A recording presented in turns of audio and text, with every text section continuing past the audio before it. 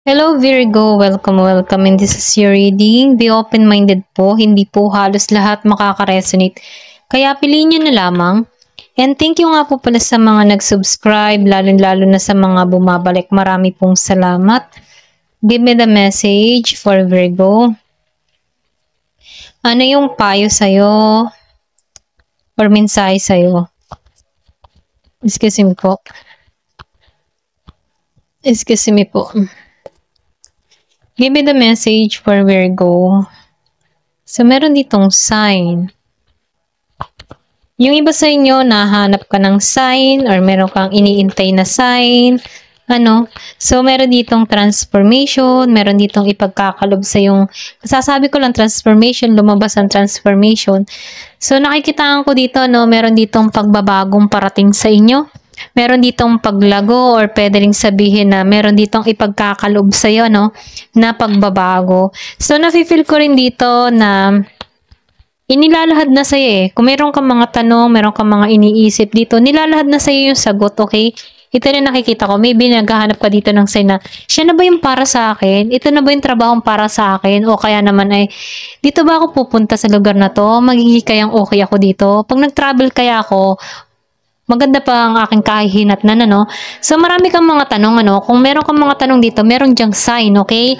Na binibigyan ka dito ng sagot na, ito na yung sign, okay? Kung ramdam mo, dito sa lugar na pupuntahan mo, or sa taong gusto mo, pakaramdam mo magaan siyang kasama, tumuloy ka, Ito na yung mensahe, Kasi nakikita ko rin dito na once na pinapakawalan mo yung mga negative na emotion, or pwede rin sabihin yung mga negative habit, maalisan mo yan Ito lang yung minsan. Kasi di yan papasok yung transformation sa'yo, okay? So, meron ditong yes, just go for it. So, kung ano man yung mga gusto mong gawin, kasi meron ditong hope, pag-asa. Nakikita ko rin dito na kumbaga, akit ka sa bundok, pero yung nag-iintay dun sa'yo, tagumpay, okay? So, nafe-feel ko dito, meron ka ditong ma-achieve na, or ma-receive na gantimpala na ipagkakalob sa'yo, So, nakikita ko rin dito yung pag-asa, hindi ka nawawala ng pag-asa, nagiging kang matyaga, nagiging kang patient, okay? Pwedeng meron kang mga hinihiling, kailan ko to ma-receive, sino tong para sa akin, or ano pa man yung mga hinahanap mong sign, meron diyang kasagutan, okay? Ito lang yung mensahe. Give me the message. So, familiar, Kasi magiging ka ng familiar, okay? Kung meron ka mga nagawa na hindi na maganda or hindi na kaaya-aya, familiar ka na doon kasi naranasan mo na yon. So, ito na yung sign na para alisan to or pwede rin sabihin, minumungkahi dito ng pagbabago, Matuto ka na sa nakaraan mo, okay? Kumaga, marami ka ng na-experience dito na kung saan sinasabihan ka dito, sundin mo na yung intuition mo. Ito na yung time para sundin mo yung kutob mo, okay? Ito lang nakikita ko. So, kung meron ka mga tanong, meron kang gusto mangyari, sundin mo yung kutob mo. Kung pakaramdam mo, magaan tong tao, magaan tong lugar, maayos tong lugar, mapayapa, ganyan. Or depende sa sitwasyon mo, sundin mo, okay? Once na magaan. Pero once na meron kang pag-aalinlangan, nagdadalawang isip ka, huwag kang tumuloy. Kasi sinasabihan ka dito na, familiar ka na So, sundin mo yung intuition mo, okay? So, meron ditong cause a circle. So, nakikitaan ko dito na pinili mo yung healthy boundaries mo Alam mo na kung paano ingatan yung sarili mo. Alam mo na kung paano pangalagaan yung sarili mo. Kaya, ito yung sundin mo, Yung healthy boundaries para sa'yo. Yung may growth, okay? Yung tipo na lalago ka or sabihin natin na magmamatured ka, okay? Doon ka magtuon. Ito lang yung mensahe,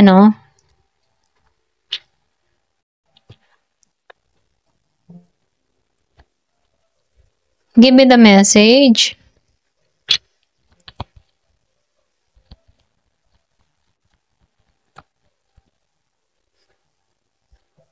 So, meron ka ditong burden of tears. So, nakikitaan ko dito, meron ka ng pagluha marami ka ng naranasang luha, pag-iyak, ganyan. Ito yung nagpahirap sa yung sitwasyon. So, yung iba naman physical pain. Or nakikitaan ko dito, Yung iba sa inyo pinagbuhatan ng kamay, ano? Kung meron kang kapartner na pinagbuhatan ng kamay, isa rin yung sign na kailangan na tong i-let go, ano? Kasi once ng isang tao ay pinagbuhatan ka ng kamay, ibig sabihin yun, magtutuloy-tuloy pa yun, ano? Hindi ka na nire-respeto nito, no?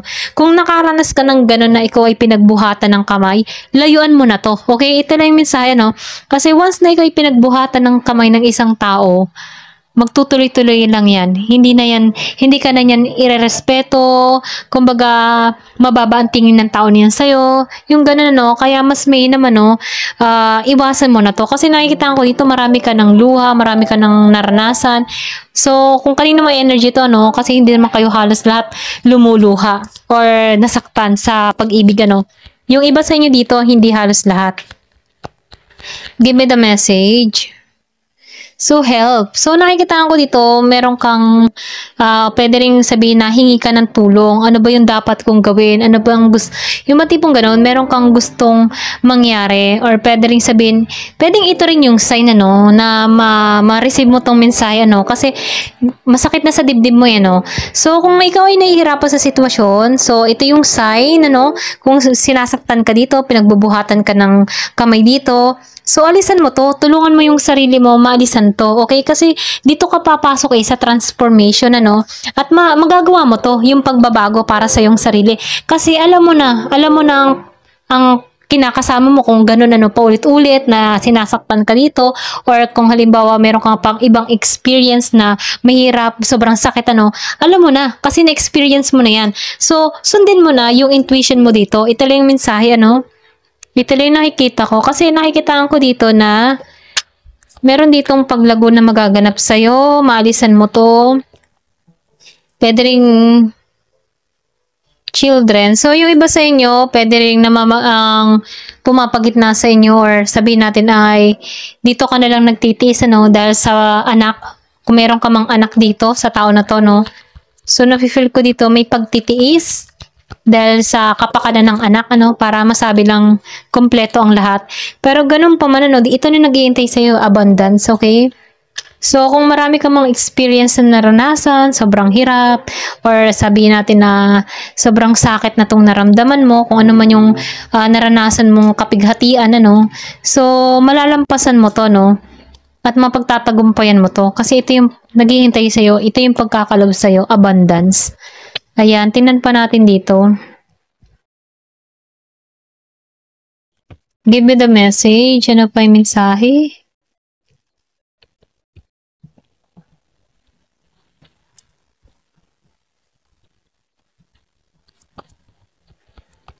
Give me the message. So, nakikita ko dito, no, the wasteland. So, nafe-feel ko dito, marami ka ng sinayang na oras, marami ka ng sinayang na sandali, ano. Pwede rin sabihin na bumuhos yung luha dito, no. Kumbaga, marami kang naitapon, okay? Oras, panahon, pagmamahal. Kumbaga, nagkamali ka dito. Pero ganun pa man, nakikita ko dito, kahit naranasan mo to, hindi rin ito masasabi na sayang, ano, kasi lumago ka ito yung nafe-feel ko, no. Kahit merong mga naranasan kang kapighatian dito ka naging abundance, ano, sa paglago mo. Kumbaga, nag-iba yung mindset mo, nagkaroon ka ng transformation. So, meron ditong pagbabagong mangyayari sa'yo, okay? Ito lang yung nararamdaman ko dito sa The Wasteland. Kumbaga, sinasabihan ka dito, hindi pa naman huli ang lahat, okay? Marami man natuyo dito, pero meron ditong garden na naghihintay kung tatrabahuhin mo to, no? Kumbaga yung garden, ikaw yun kung paano ka lalago bilang isang individual. So, meron ditong the fertile void. So, sinasabihan ka dito, be patient, magpahinga ka muna, relax ka muna. Then, once na meron ka mga pinapalano, isikreto mo muna. Kasi, once na ang plano mo ay sikreto, mangyayari yan, no? Kaysa ibinubulgar mo na agad yung mga gusto mong mangyari. Kasi natutuko pa yan, okay? So, kung may mga plano ka dito, meron kang gusto mangyari, isikreto mo muna, okay? And keep moving forward, ano? Kumbaga, keep going ka lang.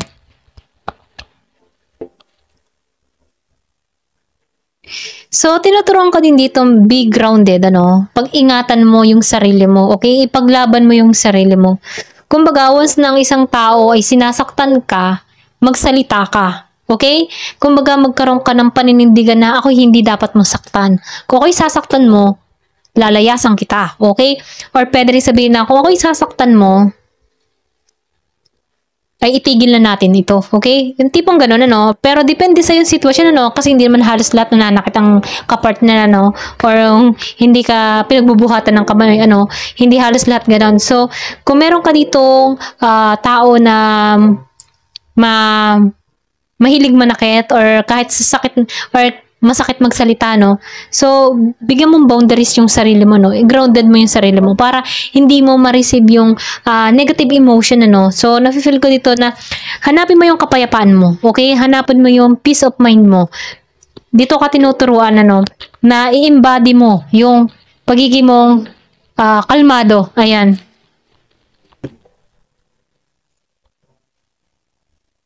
So, surrender, ano? Sinasabihan ka dito, surrender.